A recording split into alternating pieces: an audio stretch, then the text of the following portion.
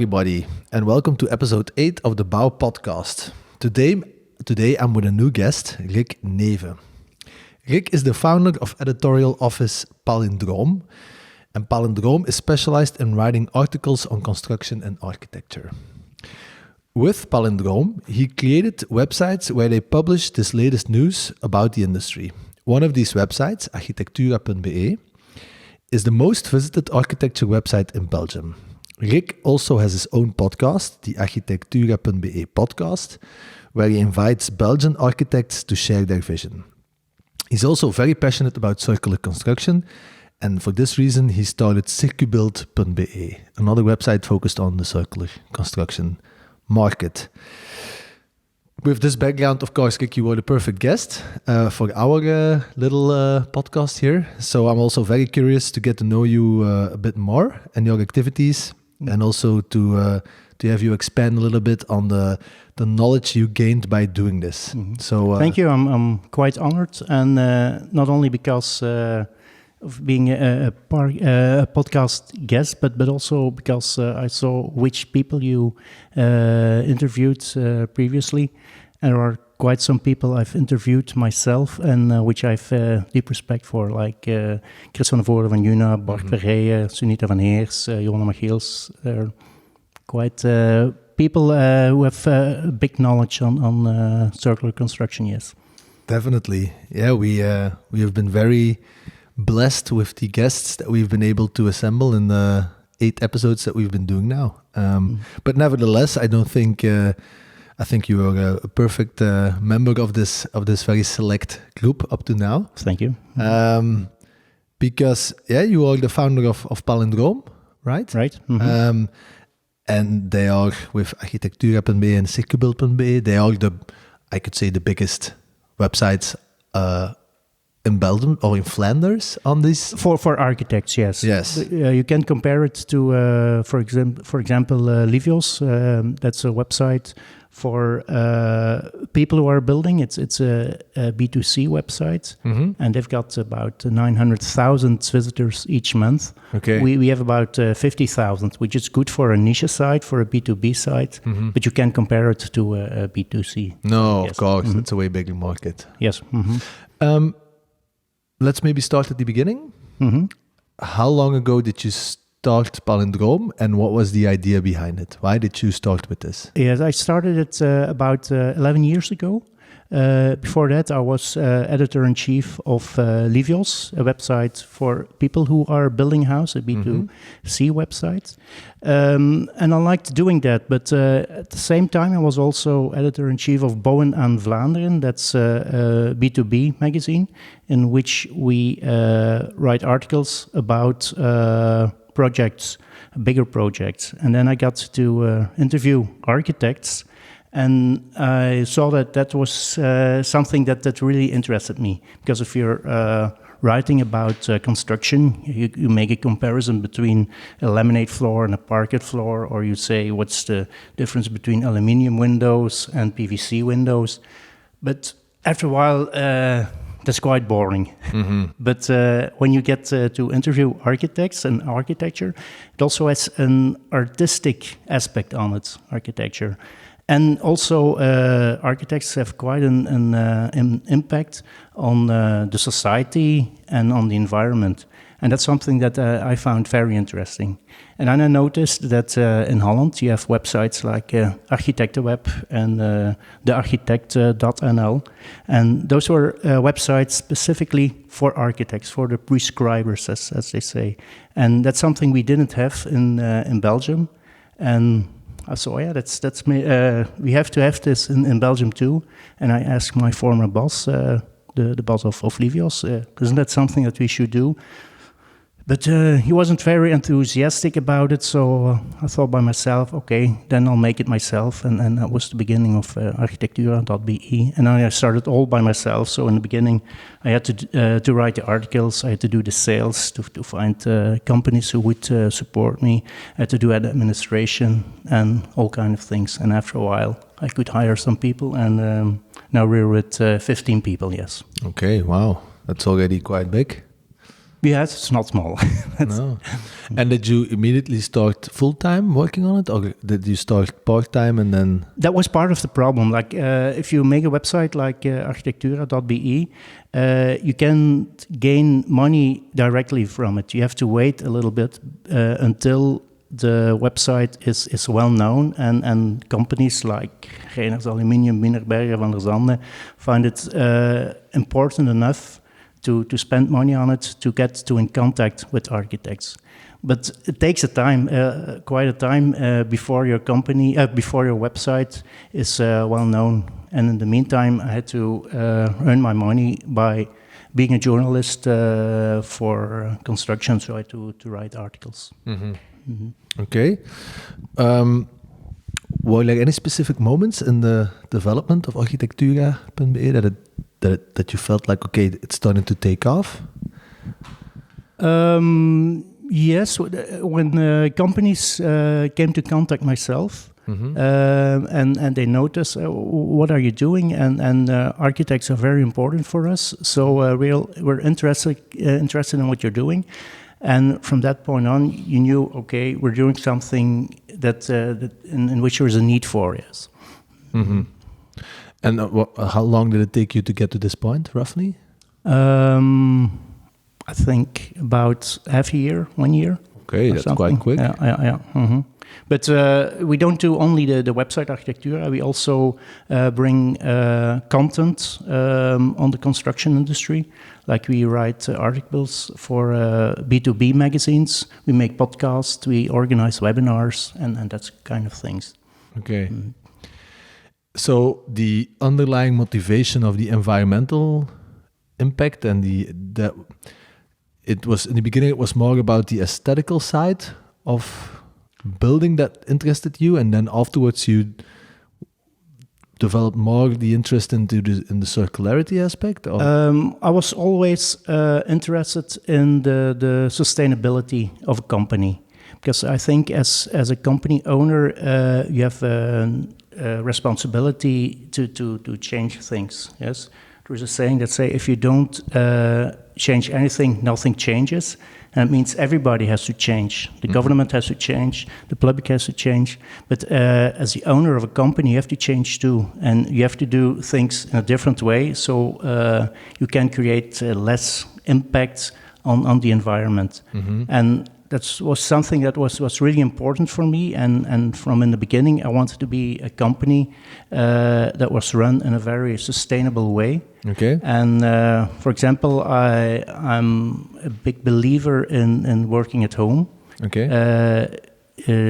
Before Corona, it was already the rule at Palindroom that you had to work 2 days at home and 2 days or 3 days at the office. Mm-hmm. Because I think it's almost criminal as a company owner to send your people in the traffic jams. If there are other ways to do it. If it's not necessary, why send them in the traffic? Mm-hmm. So for me, it was from the beginning a rule that everybody works half time at home and half time at the office. Mm-hmm. Yes. And that's a way to tackle the mobility problem. Right. Because I have a big problem with companies and company federations like FOCA when they're complaining that the mobility problems cost them a lot of money.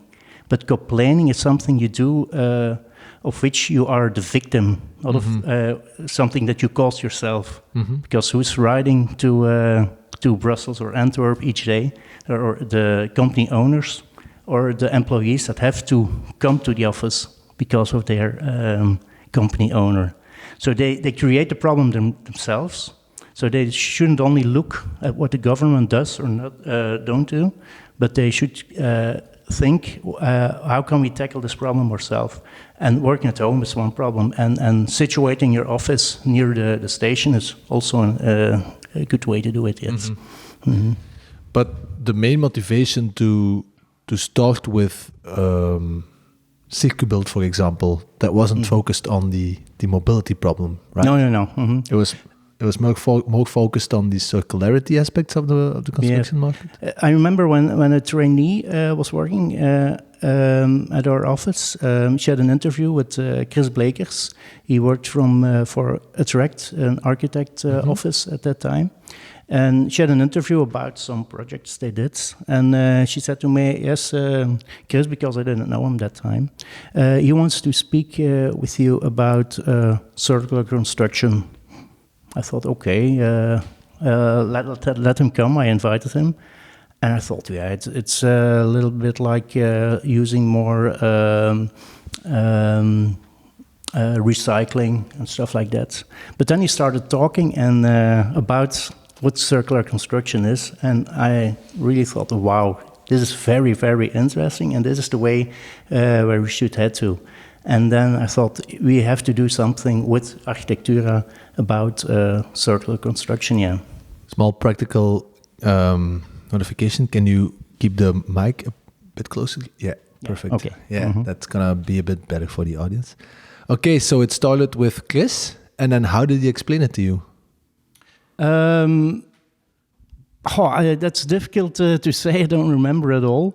But he explained it in a very, very good way. That I immediately thought, yes, that's the future, and we're doing it. We were doing it the wrong way in the construction, and we should do it that way. And then yes, we started writing articles about it, and then I thought, yes.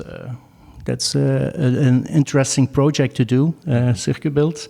And yes, we made a project existing out of a website and a book, and in which to inform architects and other construction professionals what circular construction is, yeah. Because, yes. How long ago did you start That's this? 3 years ago. Okay. Yes. Mm-hmm. Have you seen any progress in the market since then? Yes. Very much. Mm-hmm. And on what specifically? Or where did you see the most progress? Yeah. Yes. Before we started Circubuild, the Green Deal Circular Bouwen, Green Deal Circular Construction of Flanders Circular, wasn't started yet. But when they started, we became a member. And I've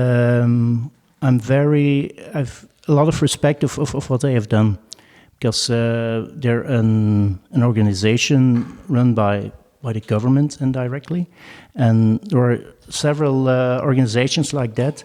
But normally it stays with good intentions. But if you look at Green Deal Circular Bouwen, yes, they put a lot in motion, and companies working together on concrete projects. And we were behind Netherlands, let's say 3 years ago, and I don't think that's the case still, because now there's so much moving in Flanders, and so many people, architects, construction, building, manufacturers, they're all convinced that circular building is the future, yes. Okay, so for you, one of the biggest, how do you say, the biggest shift happened when the Green Deal was launched? Yeah, for me that was a very important moment, yes. Mm-hmm. What are do you have some specific projects that came out of it that you think, wow, that's really something that the audience or we can check out? Mm-hmm. Like, for example, we're working right now on Circubestek, and that was a project that was made possible by subsidies, money given by Flanders Circular, and we're going to make a platform for circular tender texts, so architects can easily find tender texts of circular construction materials on that platform. That wouldn't be possible if Flanders, the Green Deal didn't exist. And that's one example, that's our own example, but a lot of people, there are, I think, 29 other projects that were started also. And yes, combination of all those projects, put something. Was that a big problem you saw in the market? The fact that the architects that don't have easy access to these bestecs, the text, but because how do you define a bestek? So the architect writes in his book, I don't know how you say it in English, which materials will be used in that project. And yes, his mother structure and his mother text, and then he copy pastes to the specific project. So it's very important to have those texts about circular constructions in his mother book. Okay. Yeah. And therefore, it's important that he easily finds those texts about circular construction materials. And now we're working on this, and it should be end by next year, the end of next year, yes. Mm-hmm. So every big architecture firm has a big book where they put all the... Digitally, yes. Digitally, where they put all the descriptions of the different materials into. Mm-hmm.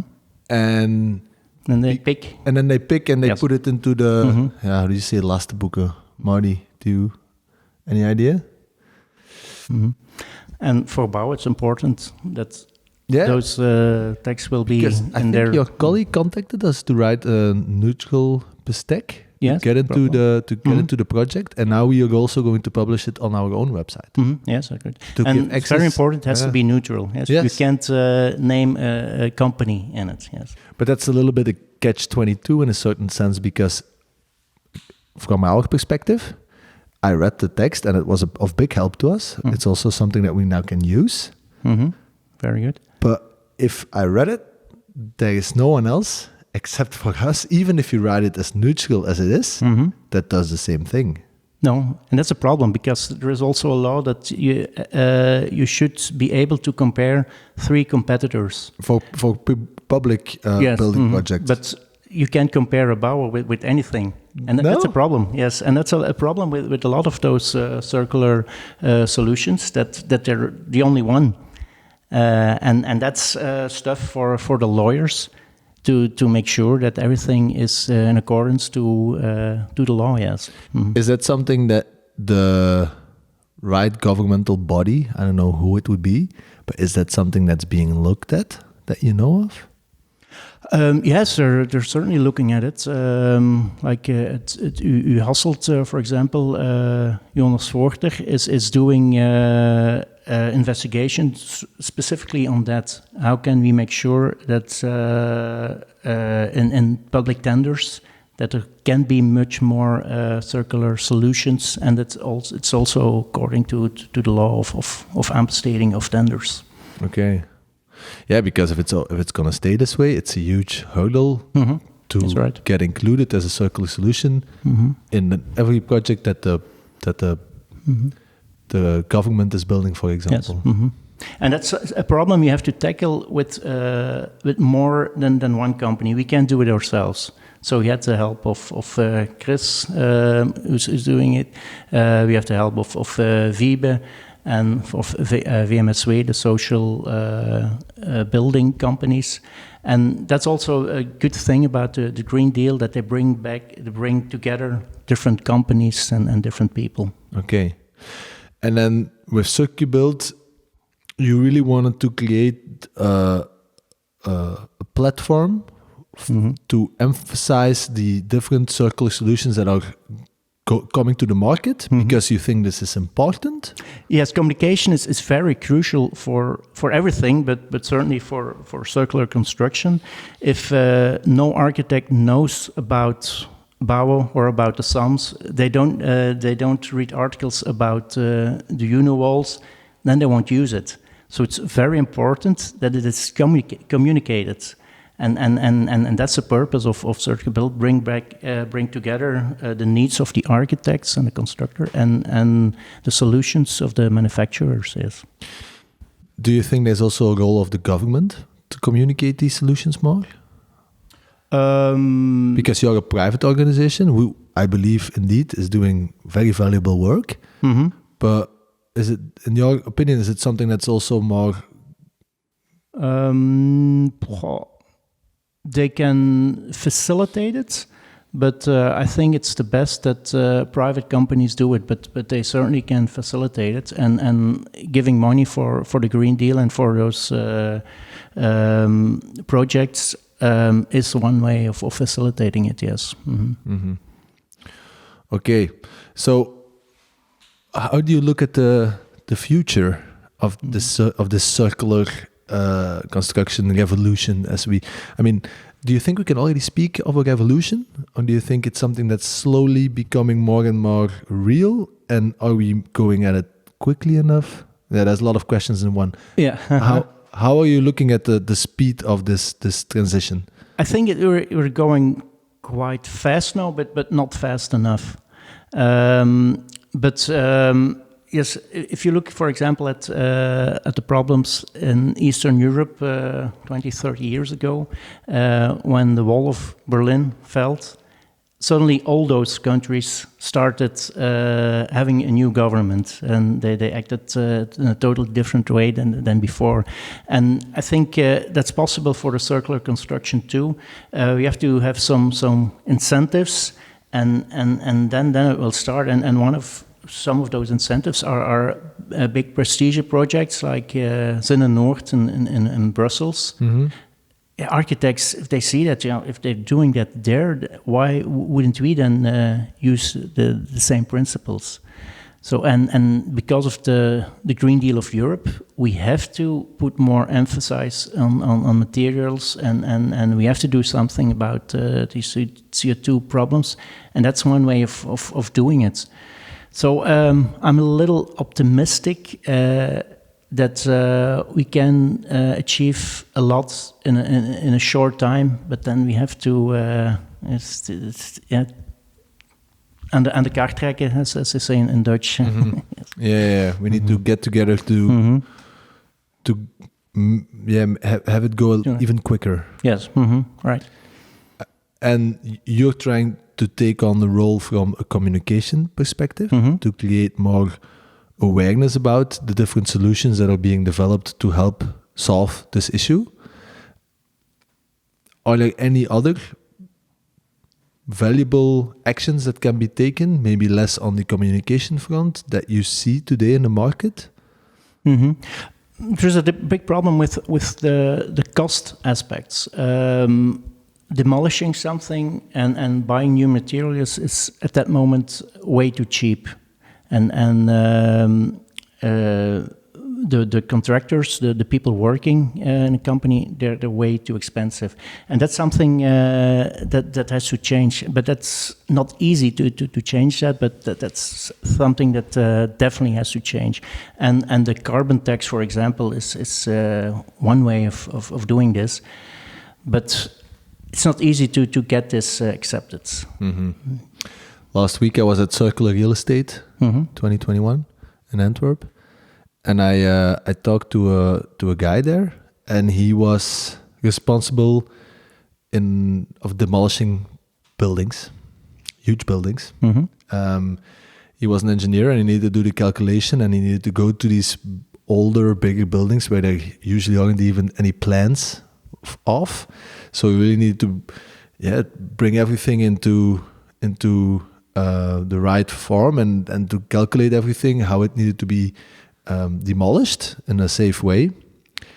And he was there out of a real frustration, because he said, every day I go into these buildings and I see materials and I see stuff that we could reuse, and I just need to tear it all down. Yes. And it's all waste. And he says, and there's so much low-hanging fruit that we could do to try and reuse these materials and to try to get them back into the market, but there's just no incentive.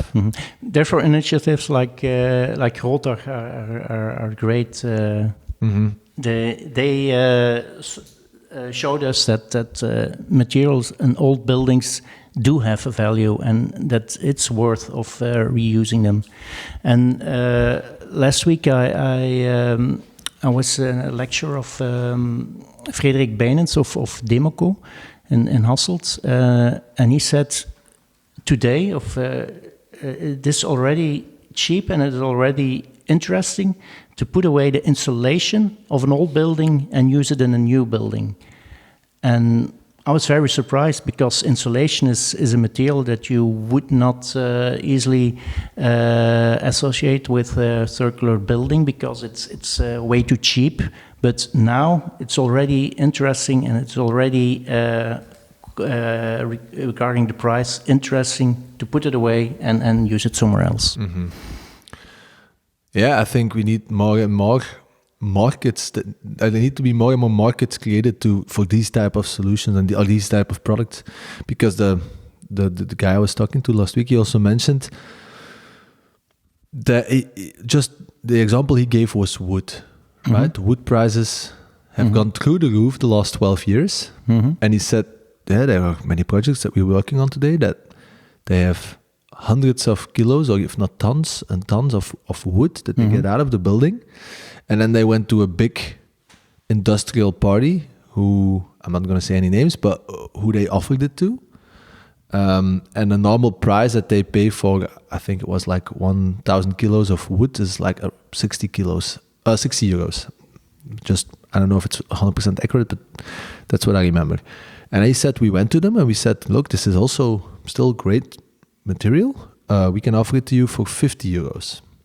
And I said, okay, that's interesting, but it's not a constant source. You have one project, bring us 50 tons, and then for X amount of months, we have nothing from you. And that's for us not sustainable. We need a constant source of the material, and we can't build our supply chain on a one-off or once every couple of months a delivery of wood. That's one of the problems, yes. But it shows that the problems we now have with the scarcity of materials and the high prices of materials, that they will give a boost to circular materials, to reuse of materials. Same as the Corona crisis gave a boost to working at home, hybrid working. That's comparable now because the materials are very scarce and very expensive. Now people are looking at alternatives which they didn't do 1 year ago. It's true. Yeah, every crisis creates new opportunities. Yeah, that's right. For sure.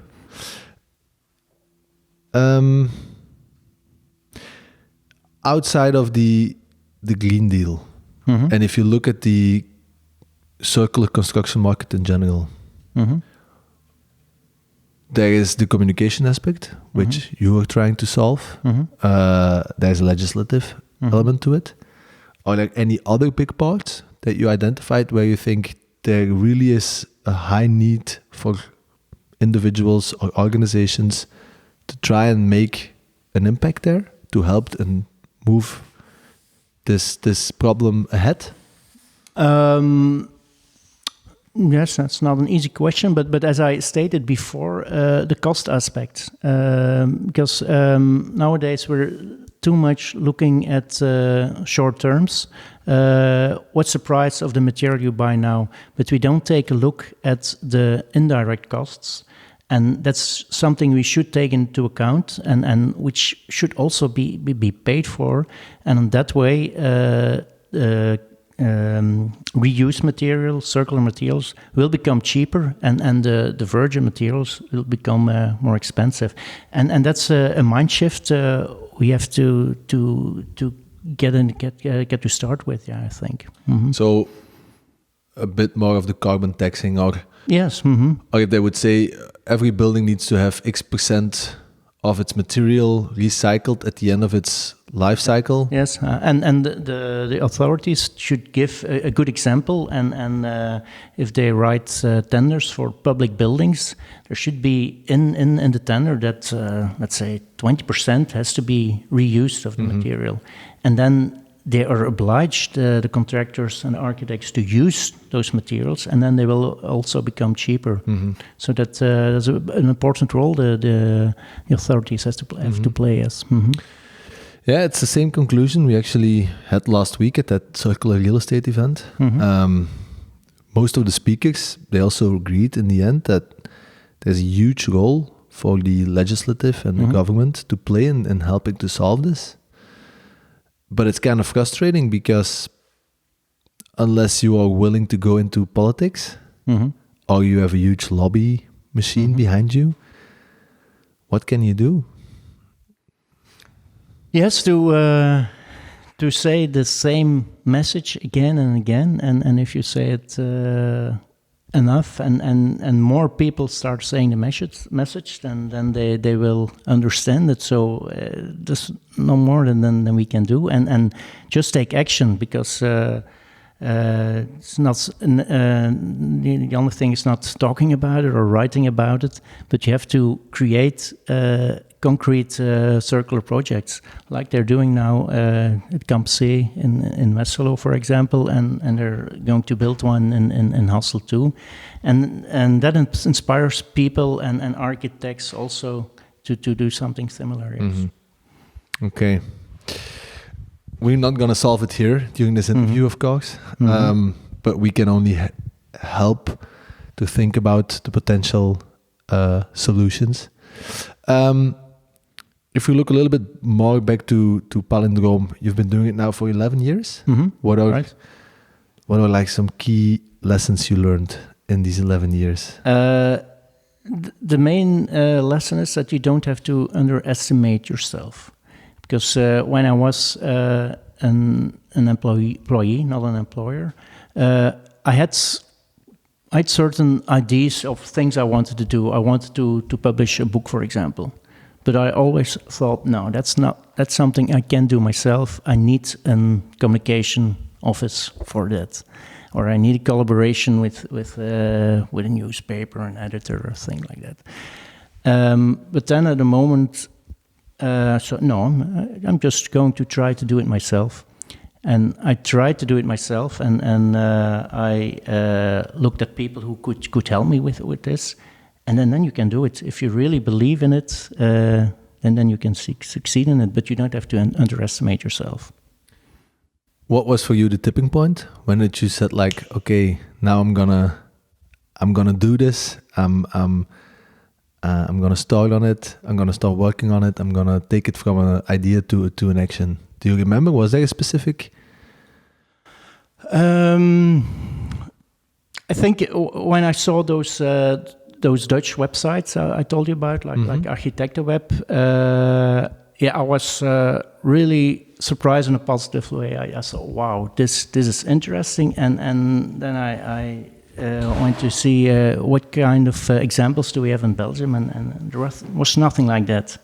And I talked to architects and companies, and what do you think about the idea of doing something like this in Belgium? And they all agreed that there was a need for that. And yes, I just started doing. I believed for 100% in it, and yeah, I proved to be right. Yes. Must be a great feeling. Yes. Where do you see it going? How long do you still intend to do this, and what would be the end goal, or where would you be?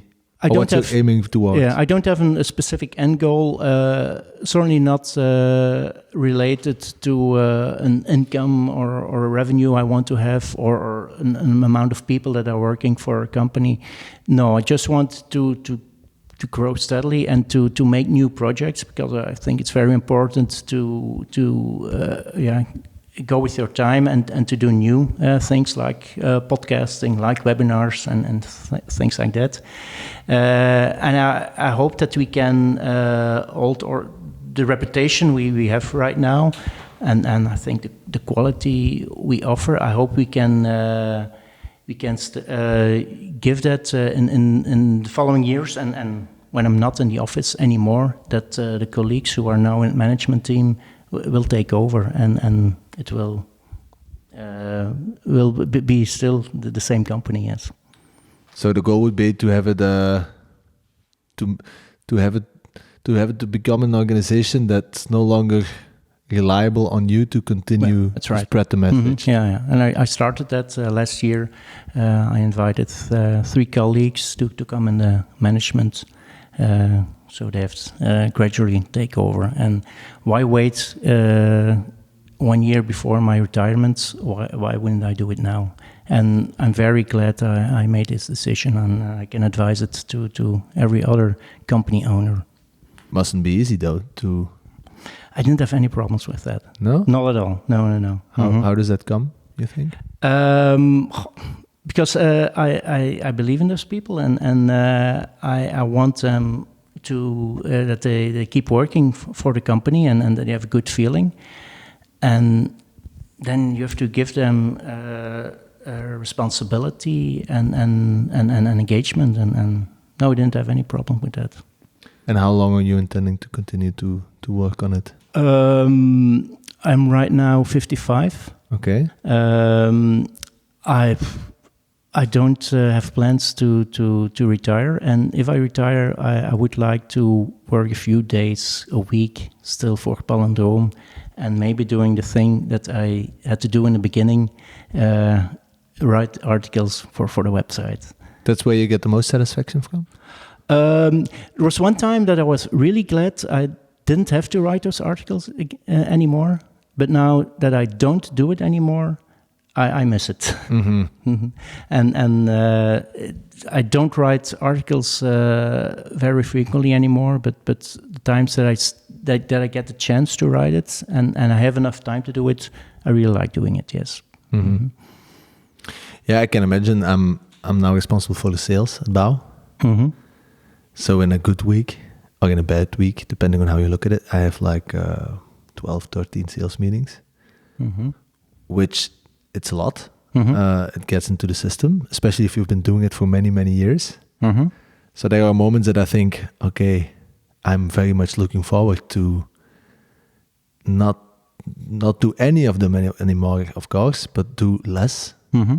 But I can imagine that if I would ever get to a point where I don't need to do any of them anymore, mm-hmm. you will also mm-hmm. start to miss it. I can relate to that. Mm-hmm. Yeah.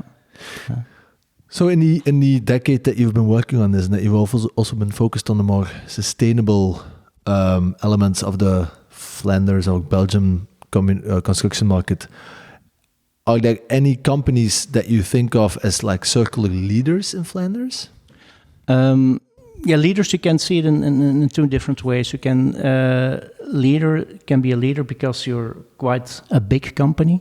Then I would look at companies like Derbigham, Gyproc, and companies like that.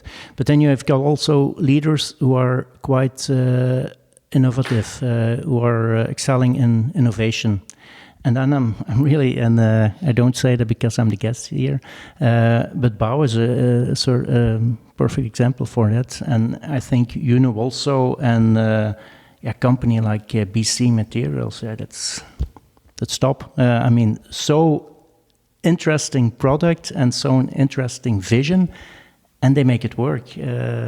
It's very nice to see, yes. And we need more BCs, we need more Junos, we need more Baos to trigger the bigger companies like Gyproc, like I said. And that's very interesting too.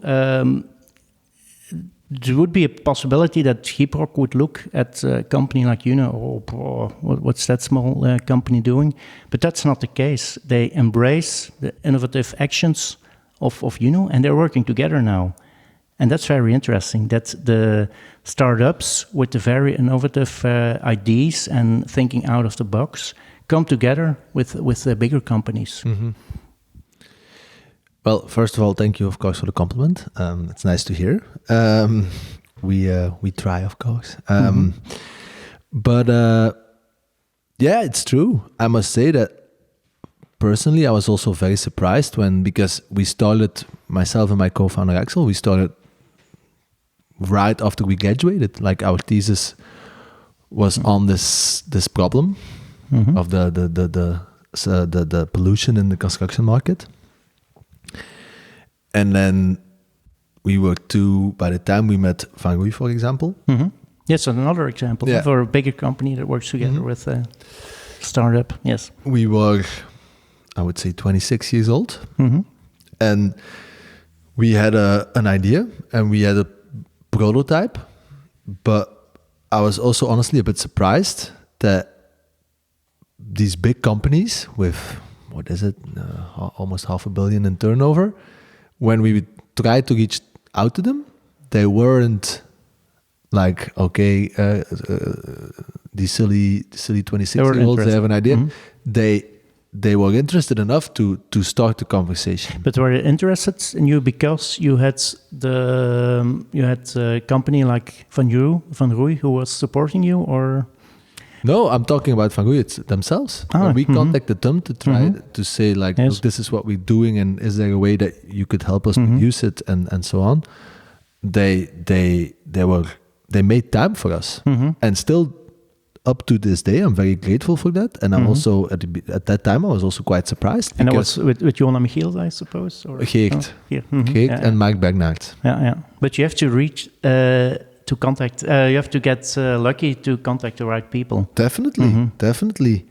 For sure, yeah, of course, because we also tried other companies and they didn't. But I also think that wouldn't have been the case though if you would have tried it a decade before. No. And I'm sure like a company like Uno wouldn't have the success they have right now if they started 10 years ago. No, and that's of course something also that's linked to the times that we live in, and that the environmental challenges are becoming more and more acute, and for everyone to see and experience. And that's definitely a big driver, but still, I also must applaud these bigger organizations who also invest the time and the effort into to try and work together and don't see it as a threat. Which, of course, it would be a bit silly to look at two 26-year-olds and think that's a threat. Of course, it's not the case, but I think that was the normal couple of decades ago. Or they just say, "Oh, we don't spend any time on it." And that's something typical for circular construction. There's the collaboration of different organizations, companies, architects who want to work around the same sustainable goal, and that's also why I find it so interesting to deal with this circular construction. And maybe funny, but normally in construction, you have quite some egos, yes, certainly in architect office. But I mentioned when when I'm dealing with circular construction, you don't have those egos. And why would you? You're all going for the same goal. Yes, but that's very astonishing to see the difference that they put away their ego because of that sustainable goal. Yes. But yeah, it's not. I can only agree. Of course, there's still some ego, but there's way more the idea of we striving to achieve the same goal. Yes, you don't see each other as opponents. You see each other as collaborators. Yes. And also inside an organization, and I think personally that's also that should be the goal of every business. If you look at it from a very high-end level, a business is nothing more than a group of people who are trying to achieve the same goal. And I think back in the days, this goal was, for a lot of organizations, the same. Let's try to get the bottom line as big as possible. But that doesn't really motivate, I think, a lot of new generation. I mean, of course, there's still a lot who get motivated by the bottom line and earn as much as possible. But I think we are entering an era where the intrinsic motivation is much more important and motivates people way more than the extrinsic elements. So that's nice to see, and it's great to see small and big companies coming together on this. Certainly. Do you see a lot of greenwashing? Sure, yes. And that was one point of criticism when we started Circubuild 2, because in the book and on the website, we publish articles or descriptions of circular solutions. Yes, but then there's a problem that a company could say this is a circular solution, circular material, which isn't the case at all. And then we would do greenwashing. We would promote something or write about something that's supposed to be circular, but it isn't at all. So what we did is we asked a panel of 3 independent experts who did a screening on those descriptions. and who said, okay, this is indeed a circular material because of this and this reason. This is an aspect that could be better. And that was a little bit tricky because on one hand, we asked money to those companies who were in the book circular, but on the other hand, they had the risk that their product got a bad screening. So we thought, that might be a problem, but that wasn't the case at all. There's maybe 1 or 2 discussions, but the most companies thought it was a plus point, an asset, that it was screened, that it was relevant, and that it wasn't greenwashing, yes. Mm-hmm. So before you accepted organizations to pay you to make advertisement, you would screen them and say, if you're not really doing what you're saying you aim to do, then we don't allow you on our platform, basically. Yes, if there would be a product that's not circular at all, and they want to come in the book, and the panel of experts says, no, that's not circular at all, that shouldn't be in the book, we wouldn't put it in the book. And that's nice. Creates a bigger value to the book and to the website. Mm-hmm. Yes, that's nice. Mm-hmm. Let's see, where are we on time, Arnie? 15 more minutes. All right, let's see what else we have here that we wanted to discuss. If you could change one thing in the construction industry today, what would it be? I've said it before that I would change the cost structure, and I would make virgin materials more expensive, and I would make reuse materials and circular materials more cheap. I also would make the cost of working that should also be lowered, and that's the biggest issue. That's one important thing I would change, and other way I would change is that yes, it should be obligatory that in all tenders there should be a percentage of reuse materials and circular materials. That's one easy way to give circular building more opportunities, yes. Okay. And do you also see an opportunity there to make housing more affordable? Because, of course, this is something that we've been seeing quite dramatically throughout the last decade. The rising cost price. We are now, last time we checked it, we were at 75%, and it's the beginning of the century. With everything that's been going on in the last 18 months, I assume we're already way higher than the 75%. So the affordability aspect is also becoming quite an issue. Yes, and I think in that way we have to look a little bit more at industrialization of our buildings, of our houses. Like, and we should take an example for the car industry. There you have only a few models, and then you can choose that kind of seat and that kind of windows and all kind of things. But in the housing industry, we make a prototype each time again, and that makes it very expensive. And if you could choose more for modern way of building and industrialized way of building, that could definitely lower the price. And they have people are afraid that then you can't be creative anymore, but that's no problem. You have to use certain measurements, models that you can combine, and like you can have also several sums. It can be very creative with different sums. It's no problem. No. That's also something that we saw when we started to develop this product. I fully agree. Standardization is important, industrialization is important, but we are still working in a framework which is sometimes limited. So in a sense, every car is made on the same base. It's the same structural thing, and that's why you can put the robots together to assemble it, because every time the centimeter and the millimeter it's at the exact same location. But that's not the case for construction. No.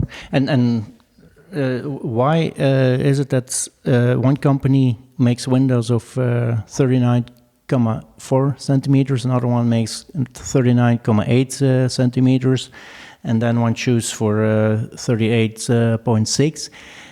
It's almost the same, but because of those few millimeters, it's kind of a problem. And you can compare it to Lego, the most circular building you have. Everything is compatible with each other. Mm-hmm. But let's say that there would be 10 manufacturers of Lego bricks, and one has a distance of 5 millimeters, another of 4.5, the other 4.3, and you would all put it together on one leap. Yeah, would be terrible to build something like that, but that's what we're doing right now in the normal construction, yes. This is true. It's a very good point. That's, yeah. I mean, it resonates a lot because it's also how we approach the problem. Mm-hmm. We looked at a 60 by 60 grid. Yes. Mm-hmm. And in the 60 by 60 grid, you can do a lot of different things, mm-hmm. but you try and stick to the 60 by 60 as much as possible. And if mm-hmm. If you do something else, mm-hmm. make it like somewhat of a multiple or half of it. So 30 by 60 mm-hmm. or 90 by 60. Right. Mm-hmm. And if you keep that as a base mm-hmm. layer, it's much easier, of course, to do. And that's the principle of a company like Mozart, who try to make architects work also on the same grids, and it's a very good way of working, I think. Mm-hmm. Yes, are there some very interesting other businesses that you see in Flanders or in the neighborhood that are working according to this standardization industrial process? Knoopwerk does the same thing, and then a company in Brussels is also working on that same aspect, but I can't remember the name right now. But it's nice to see that because of those problems and all those kind of things we have to change, that certainly companies come to an existence that offer a solution for that. And Knoopwerk is a good example for that, and Mozart also. Mm-hmm. We will definitely include them in our show notes for mm-hmm. people to look at them. I know Rotard, I know Mozart, Knoopwerk also rings a bell, mm-hmm. But we will look it up. Maybe before we go to a couple of lighter questions to finish it off. In which way do you think the pandemic has affected the construction industry? Do you see any big changes now in comparison with 2 years ago? Yes, there's something important that we can learn from the pandemic, and that is that it is possible to really make a change. Because who would have thought that 3 years ago that the government would say to us that you can't come out of your house and you can only meet 4 people? If you would have told me that 3 years ago, say, you're nuts. Yes, something that's unbelievable. But people did it without any problems because they felt there is an urgency to do it. There is a problem and we can solve it by doing this. And the CO2 problems, the carbon problems are very urgent too. And there just has to come a trigger that this is an urgent problem too, and that we have to make severe changes. And that's something we have to learn from the pandemic, yes. And another part of it, but that's not dealing with the pandemic, but the scarcity. Because of the scarcity and the high prices, that will also give a boost to the circular materials. We had a webinar last week, and we asked a question to the people who are following the webinar. And the question was, do you think that the scarcity and high prices will give a boost to circular solutions? And 80% said yes. So I think that will give a boost to circular construction, yes. And that's one good point. Elk nadeel hebt zijn voordeel, mm-hmm. Johan Cruyff would say. Indeed. Mm-hmm. Yeah, let's hope so. I mean, there was a lot of, and there still is a lot of sadness and negativity linked to this crisis. But let us indeed try to at least make some positive change because of it as well. Yep. And I think the points that you mentioned are definitely already indicating that there is some points to be hopeful about. Sure. Okay. Couple of more fun ones. Rik, if you had to do a job that had nothing to do with construction, any idea? This is a very difficult question because I came into construction by coincidences, and you have to those coincidences make you look at a certain direction. And if there were other coincidences, I would do a totally different job. So it's very difficult to say, but maybe I would be a teacher. My parents were a teacher, and I started as a teacher too, before I started write articles. Maybe I would do that, but I really love publishing books, so there's a big chance that I would also be an editor or something like that. An editor or a writer? Both. Yeah, I like both because I published some books, and the moment that those books arrive at your home in those boxes, and you wrap up one of those boxes, and you open the first book, it's really a great moment. I can imagine. Yes. Any specific genres you write? No, the first books I made were books with aerial photographs. Okay. And there were books in 8 languages. I asked someone to translate it into Chinese, in Italian, and Japanese. So it was a very good gift for when they invited people from China or from Japan, and they could give a book in their own language. And did you do the aerial photography yourself? No. I worked together with a photographer, Mark Soubron, and a company who had helicopters. Cool. Yeah. Any other book projects in the near future? Yes, I would like to write a book about graves with a story. Okay. Yeah. Graves with a story. Yes. One example, maybe. There's a book. It's called Monsieur Hawarden from the Pilocene, and it's a book about a woman who was a man, and the grave is somewhere in the Ardennes in Wallonia, and on the cemetery you see the name of the woman, and between brackets, Monsieur Hawarden. And graves like that, who have a certain story on them, I would really like to write a book about it, but then I have to have time. Sounds very original. I've never heard about this. Yes.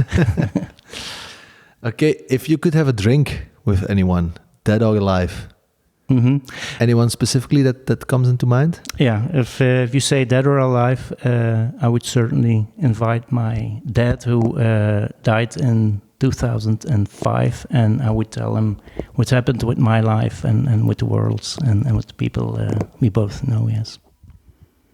That's a beautiful answer. We never heard that one before. Yeah, because the previous persons mentioned Elon Musk. Yeah. I have problems with Elon Musk, I must say. That's like also new? Okay. I like his innovative ideas, yes, and his guts. But what I don't like is that he has the means and he has got a lot of money to do something with a very big meaning. He can write history. And now he's trying to write history by launching a rocket, while he could write history by doing something much more sustainable. And I have a lot of problems that those 3 young kids, Bezos and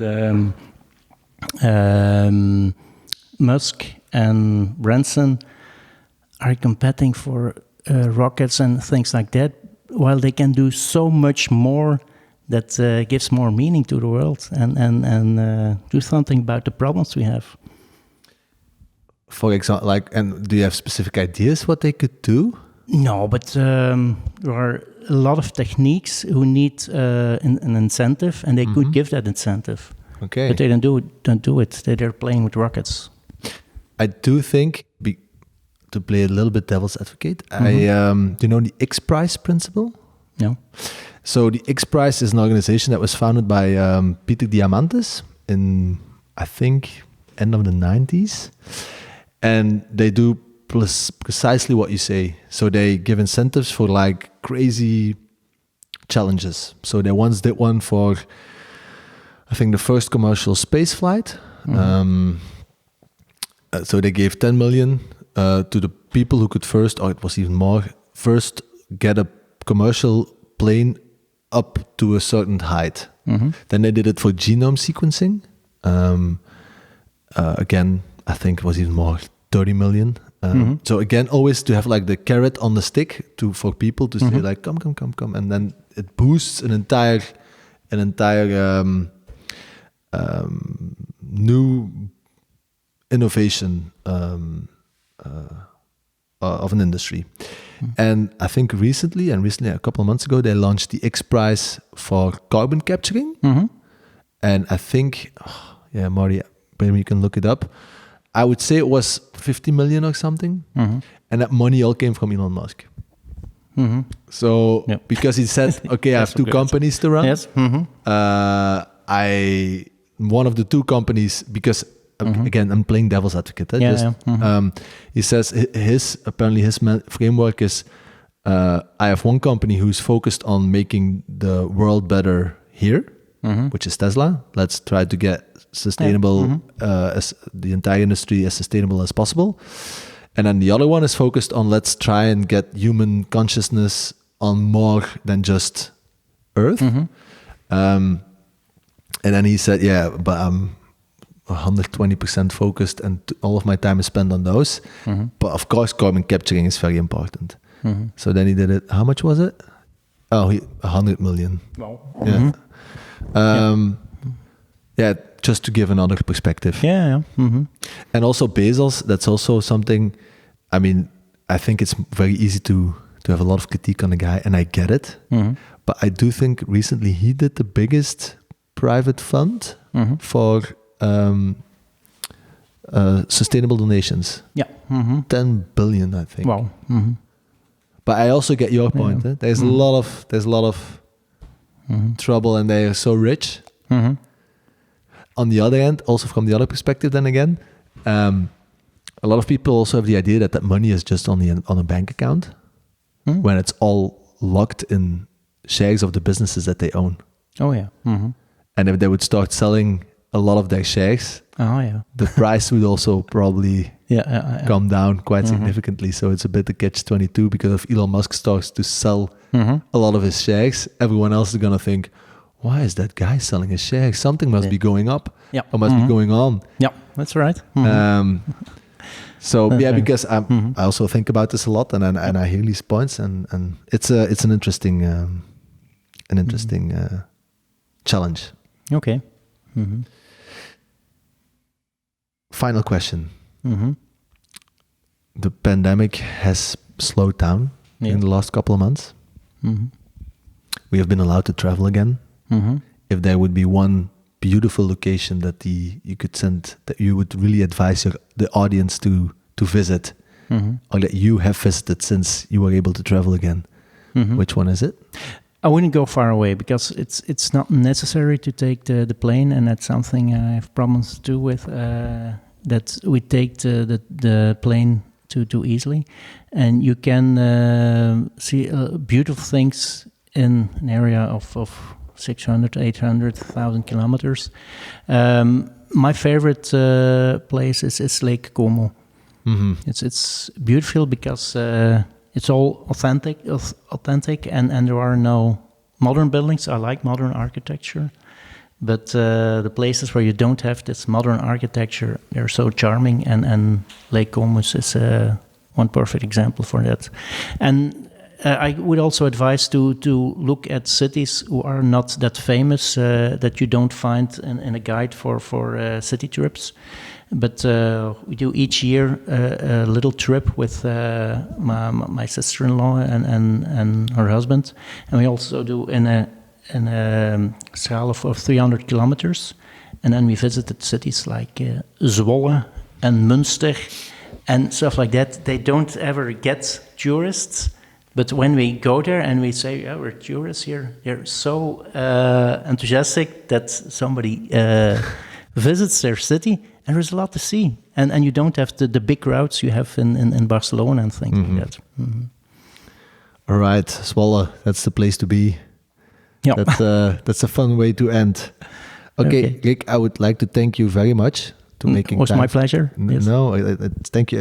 I'm happy that you say that, but we were very happy that you would make time in your schedule to come and have a conversation with us about this sector we love, but also has its big challenges, of course. And I would like to again applaud you for the work that you've been doing in the last 10 years. Thank you, and a lot of success with the SAMs. Mm-hmm. Thank you very much. Okay, bye-bye. Bye. Thanks for listening to the Bao Podcast. If you enjoyed this conversation, make sure to subscribe to our channel. If you're interested in Bao Living in our Smart Adaptable Module or SAM, go check out our website baoliving.com. If you want to stay up to date, you can best subscribe to our monthly newsletter on our website or follow us on all social media platforms where we're named @Bao Living.